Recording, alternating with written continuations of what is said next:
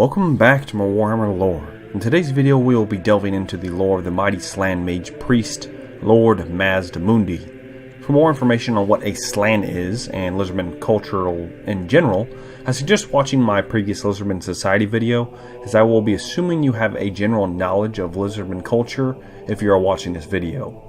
And without further ado, let's get into the lore of Lord Mazdamundi. Mazdamundi, Lord of the Solar City, is the oldest and most powerful living Slann mage priest and the current ruler of Hexawatl, the City of the Sun. At the dawn of creation, Lord Mazdamundi was instructed by Lord Croak, making him Mazdamundi his successor. With a mind unfathomable to others, Mazdamundi is obstinate in his ways and will not be deterred from what he has decided.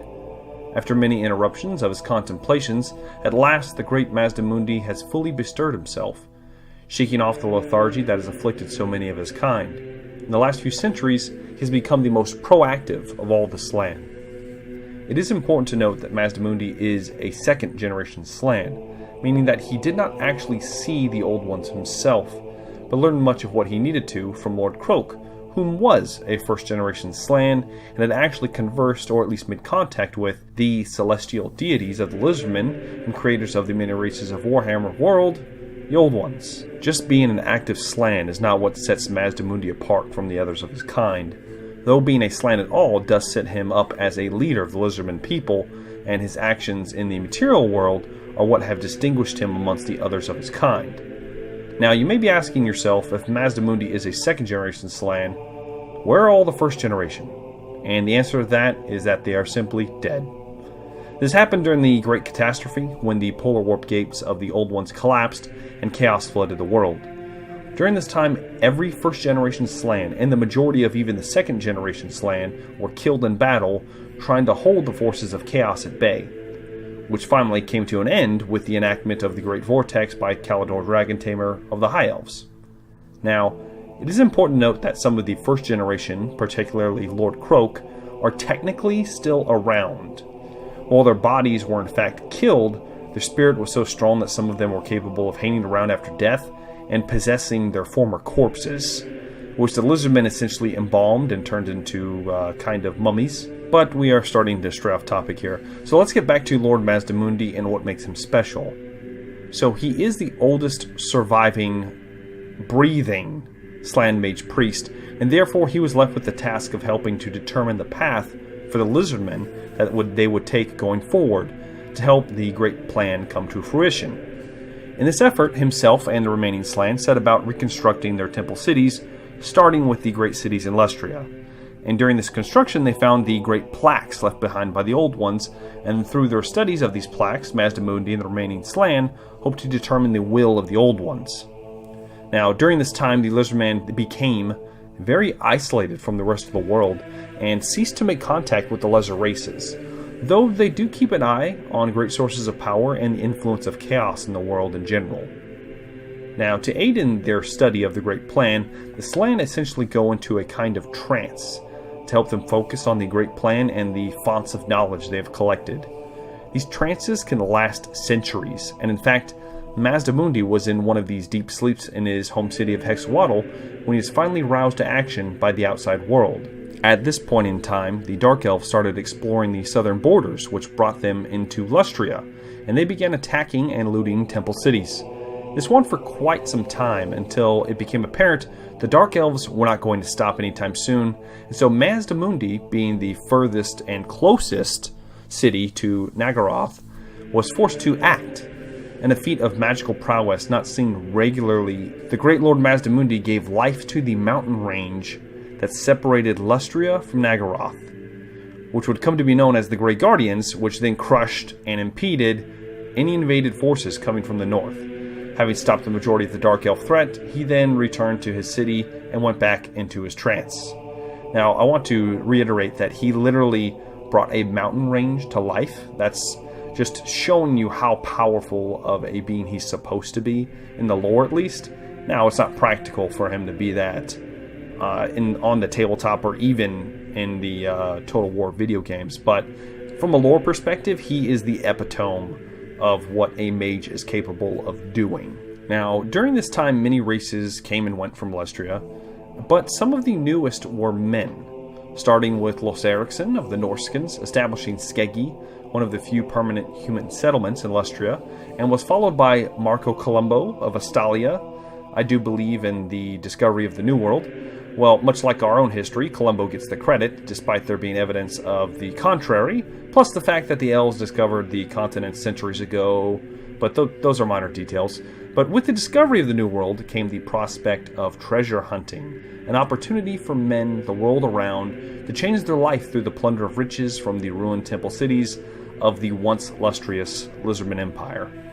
Of course, this is a very dangerous task, but one worth it, as many mercenary crews and pirates, as well as simple adventurers, began coming back to the old world in ships weighed heavy with loot and gold. This caught the eye of one El Cadavo, a mercenary captain leading a force of Talaeans to the New World looking for riches in Lustria. To this end, he settled near Mazdamundi's city of Hexawaddle, taking one of the ruined cities of Isthmus of Pahuax and renaming it Cadavo. The Skinks came to Mazdamundi and begged him for advice on what to do, through which the Slann groggily instructed them to drive the men off. Stop bothering him, he's trying to get his meditation in. The Skinks managed to do this and sent the mercenary captain away. However, a few years later, he returned and once again established the city of Cadavo. And once again, the Skinks drove him away at the displeasure of their great Slann overlord. It was then, after a few more years, that Cadavo once again resettled, and Mazdamundi awoke for a third and final time in under 100 years. For 100 years to a Slann is but a blink of an eye. The Lord of Hexawaddle consulted the stars, and by use of the great math and prophecy, learned that this El Cadavo would continue to disturb his meditation if he was not dealt with in its entirety. It was then that Mazdamundi instructed his Skinks to fetch the largest stegodon they could in the nearby jungle and bring it to his temple. They did, and Mazdamundi levitated his palanquin onto its back and named his new mount Zlak. After this third disturbance, Lord Mazdamundi was determined to see the settlement destroyed once and for all. As a warning to all those who would dare invade the realm of the Lizardmen, the Slann unleashed such immense power that the tectonic plates shifted beneath the human encampment. A terrible earthquake shattered the region, reducing Cadavo to ruins. When the dust settled, all its defenders had been crushed to a bloody pulp. Satisfied that the troublesome warm bloods would trouble him no more, Lord Mazdamundi returned to Hexawaddle, with a mind to resume his contemplation of the great mysteries of the universe once again. Yet his blood was stirred, and his slumbers were not again so deep. It was not long after this that a great surge of chaos energy engulfed the world yet again, which would result in the Great War against Chaos by Magnus the Pious in the Empire. However, back in Lustria, a group of Norskins captured and looted the Turtle Owl, also known as the Golden Ziggurat. During their pillaging, they somehow decoupled the city from the geomantic web, resulting in the immediate death of the marauders. But once the Lizardmen came to investigate, they discovered new plaques left to them by the old ones, and they were brought to Mazdamundi for study. It was then that a Chaos and Dark Elf allied force attacked this temple city of Hexawaddle from the north. The particulars are not that important, but several Lizardmen heroes, including Tic-Tac-Toe and the mighty Croc-Gar, in combination of the late arrival of Mazdamundi, destroyed the force and ultimately relieved the city. With the army's defeat, the pressure upon the Great Warding lessened, but did not disappear.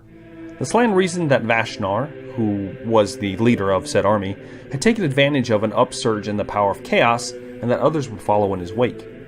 Lord Mazdamundi announced that he had in fact deciphered the meaning of the plaques found on the Turtle Isle, saying that they were composed mere days before the Great Catastrophe, and their message was clear.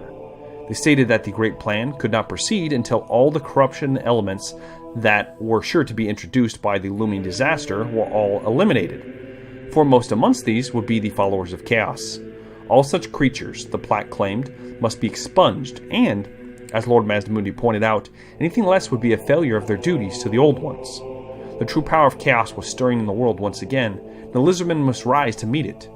The younger races that would not join them against this common foe must be considered enemies. A time of vast battles, Lord Mazdamundi pronounced, was at hand. And as you can see, Mazdamundi is the first Slann to give a firm direction for his people, and is yet to be determined who will stand and who will fall before the wrath of the children of the old ones. And unfortunately, that is about all I could find on Mazdamundi's direct history and kind of his background. Not until you get into the end times do you really see a big resurgence of himself. But the same could be said about most of the Lizardmen heroes and just the Lizardmen in general, seeing as how they were kind of retconned into the Warhammer game, because they started off as so many different things, and so they kind of made them fit as best they could. And that's why it is not exactly easy to make Lizardmen lore videos. But with that being said, I want to get into the magical items that Mazdamundi gets in the tabletop, and we will start off with the Cobra Mace of Mazdamundi, which is shaped like a gaping mouth of a hooded cobra. This mace has a sentience of its own and strikes out with lightning speed to defy Lord Mazdamundi's foes.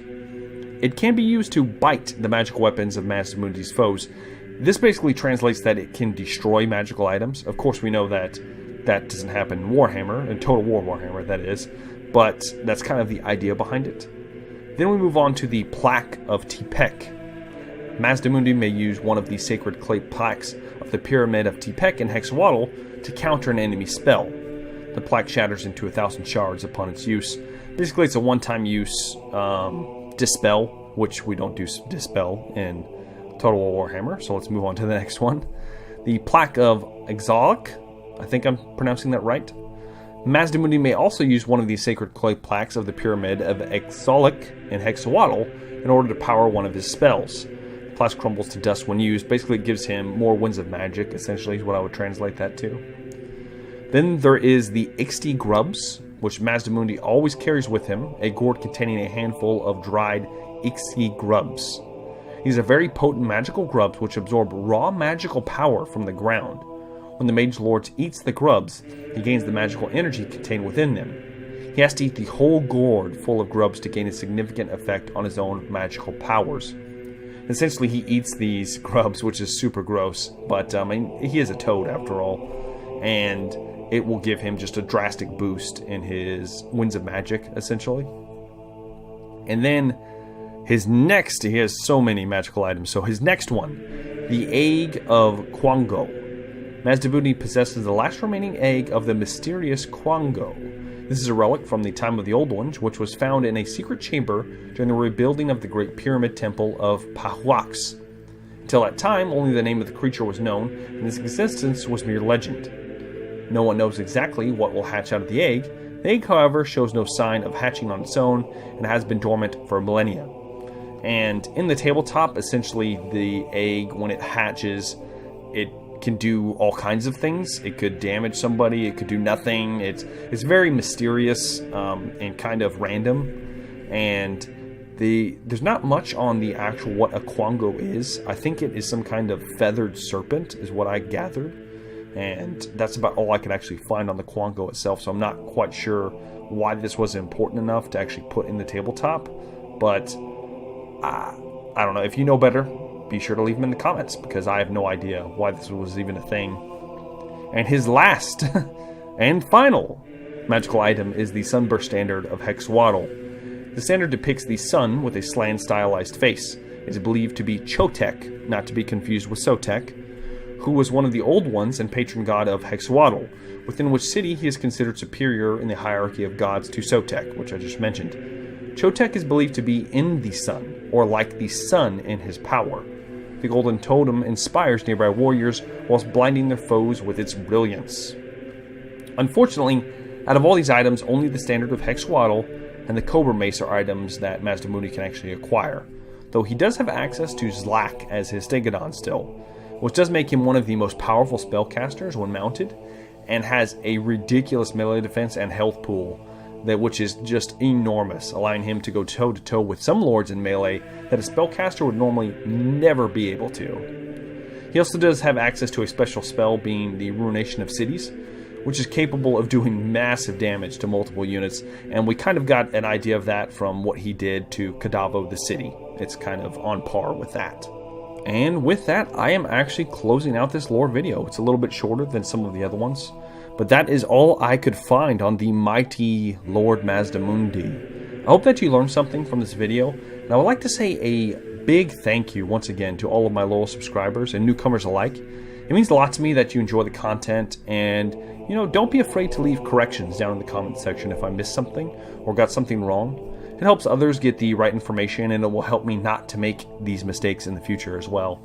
And of course, if you have any questions about anything really that I've got going on, or want to know if I'm going to be doing something in the future, be sure to leave them in the comment section. I try to answer as many as I can to the best of my abilities without revealing too much. So I do have more lore content coming on the way. It is in fact a highly requested race that I am working on next, so look forward to that. And with that, I have been Jimbo Thick. Thank you for watching, and make sure to like and subscribe for all of my future content that I have coming out soon. Have a good day.